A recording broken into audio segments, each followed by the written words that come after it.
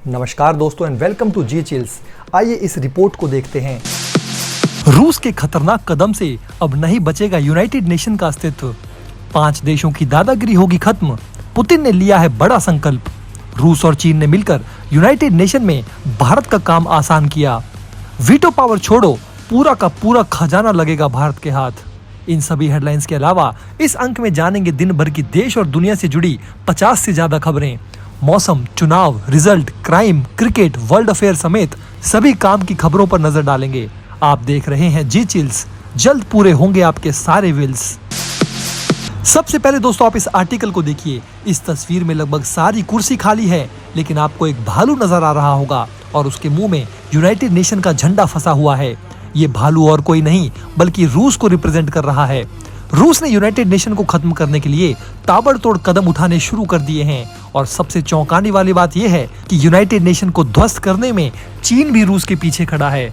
इस तरह से आप अगर देखें तो चीन और रूस मिलकर भारत का काम आसान कर रहे हैं, क्योंकि यूनाइटेड नेशन को ध्वस्त करने के बाद जब कोई नया संस्थान जन्म लेगा तो उसमें निश्चित तौर पर सबसे पहले भारत को परमानेंट सीट दी जाएगी और इस तरह से भारत का 70 सालों का संघर्ष भी समाप्त हो जाएगा।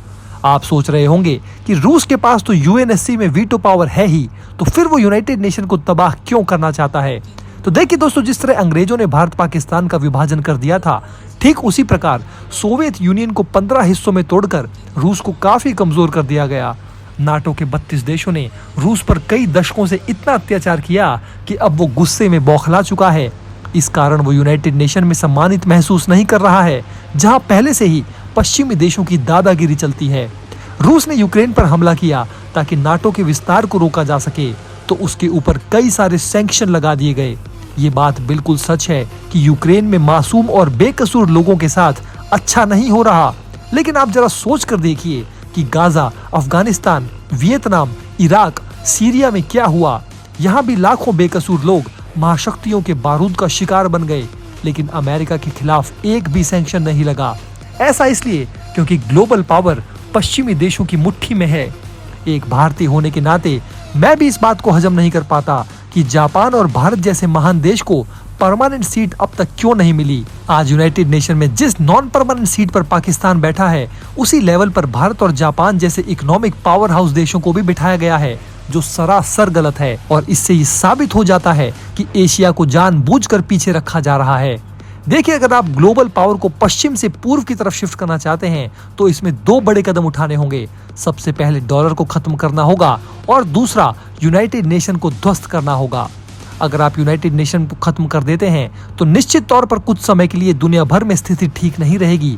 ग्लोबल बैलेंस पूरी तरह से बिगड़ सकता है और बैड पावर हाईली एक्टिव हो सकते हैं और अल्टीमेटली थर्ड वर्ल्ड वॉर की नौबत भी आ सकती है। लेकिन अगर आप वर्तमान की यूनाइटेड नेशन को ध्वस्त नहीं करना चाहते हैं तो फिर आपको इसमें तुरंत रिफॉर्म लाने होंगे, या फिर एशिया और अफ्रीका में भी एक नया यूनाइटेड नेशन बनाना होगा जो वर्तमान की यूनाइटेड नेशन पर लगाम लगा सके।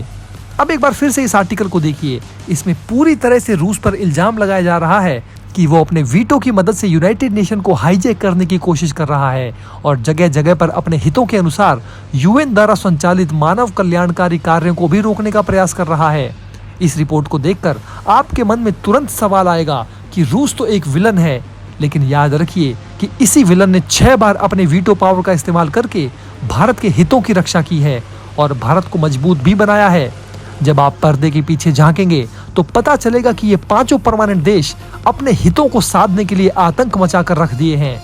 अब आप जरा इस लिस्ट को देखिए। Syria, Iraq, North Korea, Gaza, Ukraine, Myanmar, Sudan, Mali, Libya, Yemen, Kashmir, Africa, इन सभी जगह पर इन 5 देशों ने अपने अपने हितों को साधने के लिए वीटो पावर का दुरुपयोग किया है और इनके सामने इन बेचारे कमजोर देशों की जरा भी नहीं चलती।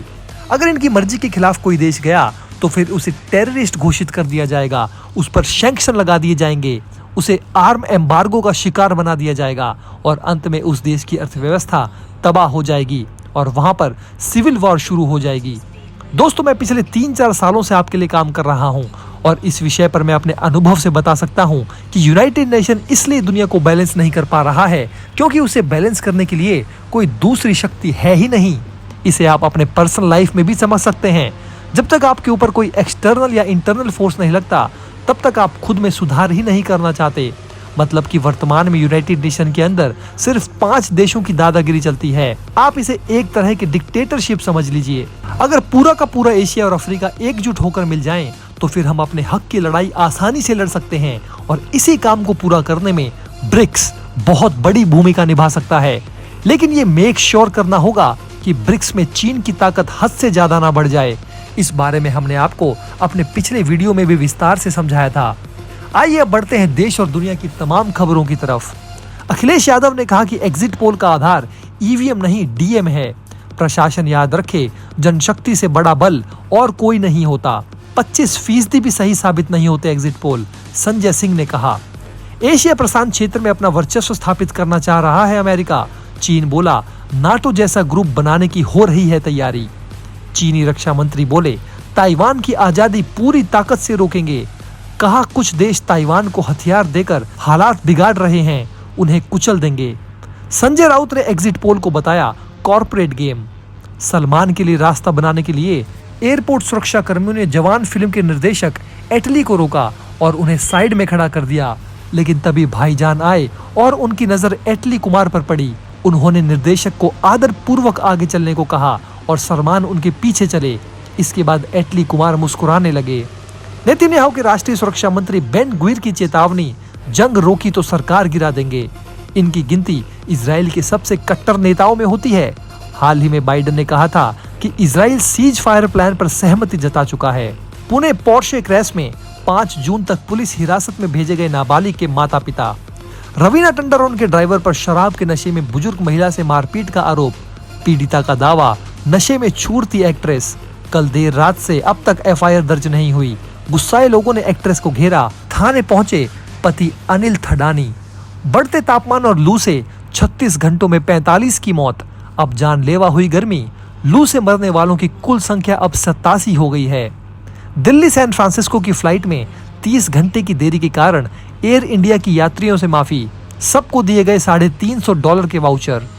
T20 वर्ल्ड कप में घुड़सवार पुलिस वाले special American commando Virat Kohli की सिक्योरिटी में परिंदा भी पर नहीं मार सकता। न्यूयॉर्क में होने वाले भारत पाकिस्तान मैच में मिली आतंकी हमले की धमकी के बाद से अमेरिका ने भारतीय टीम और खास तौर पर कोहली की सिक्योरिटी को बढ़ा दिया है। पाकिस्तान में इमरान खान की पीटीआई ने नवाज के PMLN के सुलह प्रस्ताव को किया खारिज। बोले, जनादेश चोरों के साथ नहीं करेंगे बात। केजरीवाल सरेंडर से पहले राजघाट पहुंचे, पत्नी भी साथ। हनुमान मंदिर होते हुए तिहाड़ जेल जाएंगे। बोले, 21 दिन जमानत के लिए सुप्रीम कोर्ट का आभार। सिक्किम अरुणाचल प्रदेश विधानसभा इलेक्शन रिजल्ट। अरुणाचल में भाजपा 60 में से 46 सीटों पर जीती। सिक्किम में SKM को मिला प्रचंड बहुमत। दोनों राज्यों में कांग्रेस का खाता नहीं खुला। सिक्किम के पूर्व CM पवन कुमार चामलिंग हारे। कांग्रेस महासचिव जयराम रमेश ने कहा, इंडिया गठबंधन कम से कम 295 सीटें जीतेगा और एग्जिट पोल पर विश्वास करना बिल्कुल गलत है। सिद्धू मूसेवाला का सॉन्ग सुना है 295? इंडिया को कितनी सीटों के सवाल पर राहुल गांधी का जवाब। उन्होंने कहा, ये एग्जिट पोल नहीं है, ये गोदी मीडिया का पोल है। मैक्सिको में रचा जाएगा इतिहास। पहली बार मिलेगी महिला राष्ट्रपति। इस बार राष्ट्रपति के 3 उम्मीदवारों में से 2 महिलाएं हैं। खूनी हिंसा से भरा रहा है चुनाव। 2024 में 37 तो साल 2021 के चुनाव में 36 उम्मीदवारों की हत्या की गई थी। सट्टा बाजार के मुताबिक बीजेपी को 303 सीटें, कांग्रेस को 64 सीटें। पीएम और मंत्रियों के नाम पर भी दाव। मुंबई के सट्टा बाजार में पहली बार चुनाव पर 6 से 7 लाख करोड़ का सट्टा लगाने का अनुमान है। इस वीडियो में फिलहाल इतना ही। कल फिर मिलेंगे शाम को दिन भर की खबरों के साथ। धन्यवाद। इस विश्लेषण पर आप अपनी राय हमें नीचे कमेंट बॉक्स में लिखकर जरूर बताएं। उम्मीद करते हैं कि आप हमारे इस वीडियो पर कम से कम 200 लाइक देंगे। ऐसे ही ज़्यादा महत्वपूर्ण जानकारी के लिए आप हमारे चैनल जी चिल्स पर भी विजिट कीजिए। धन्यवाद।